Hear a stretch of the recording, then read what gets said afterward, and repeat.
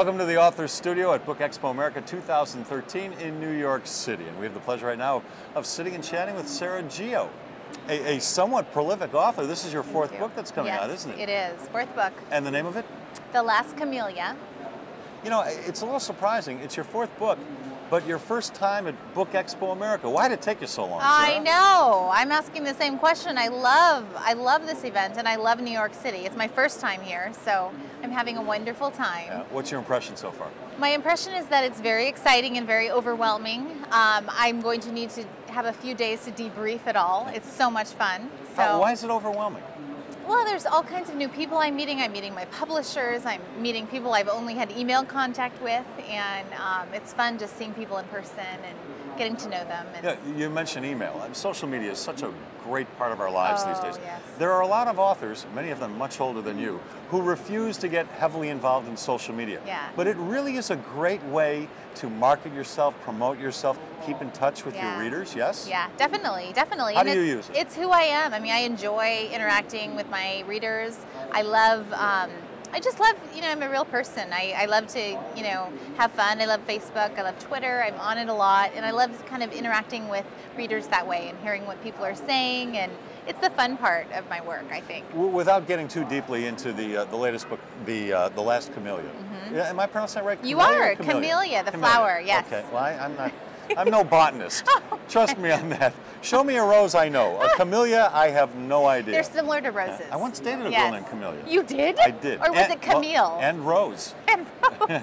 If they were named after flowers, I dated them. But what about Violet? No violets. No violets. No, okay, no violets. Okay. Good point. What are you most excited about with this latest book? Well, I dedicated it to my mother, which is really special to me, and she's really excited about that. And the book is set in England in the 1940s and in present day. And I don't know, it's a mystery that really grabbed me and sort of haunted me as I was writing it. And and I hope others can identify with it as well. Is there a connection in the 4 books you've written so far? There isn't a connection, but what I love to do is to pluck one character out of one book and put them in the next. So there is a connection. So little cameos. You lied to me. Yeah, I know. I just little cameo appearances, and I think that's fun. It's fun for me as a reader to find that in books, and I like to do that as a writer. So. I know you're very excited about your 5th novel coming out soon, aren't you? Why is that?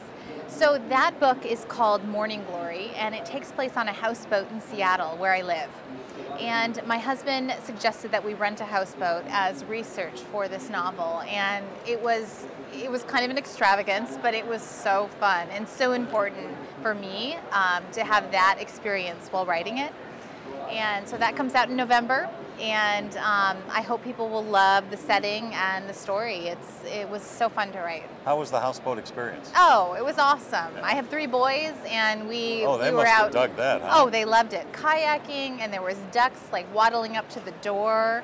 And, there wasn't a whole lot of writing that got done because it was so fun there. I just wanted to play and goof off there, but it was a wonderful, lovely, charming community. We met wonderful people, and it really informed the writing of the book. Sarah, the type of writing you do, who's your target audience? So it's hard to say. I mean, I would say the readers that I hear from most often are women like me, who are moms, who are in their 30s, 40s, 50s, who love a blend of mystery and romance and history, and it's kind of the full gamut. But yeah. Now, I'm going to do something you probably don't like to do all that often. I want to talk about your 3 boys. Oh. I was just kidding. Oh. Why don't you write something for your 3 boys? Well, I actually think I will someday. They're actually on me for that. They're great boys. They're 6, 4, and 2, and it's very wild in our house. Yeah. I can only imagine. A lot of wrestling, a lot of screaming, stop running. Oh, you know. Brush your teeth. Oh, I have 2 boys. Oh, okay. Then you totally know what's They're happening. a little older than yours, though. In my house. Yeah. Yeah. We have a lot of fun. There's a lot of laughter. Yeah. So the next book has got to be for them. I think after Morning Glory. I think you're right. They must have a book in their future. Yeah. They want me to write a children's book, so I'm thinking about that. Right. In the meantime, the latest, the 4th from Sarah Gio is called The Last Camellia. Pick it up.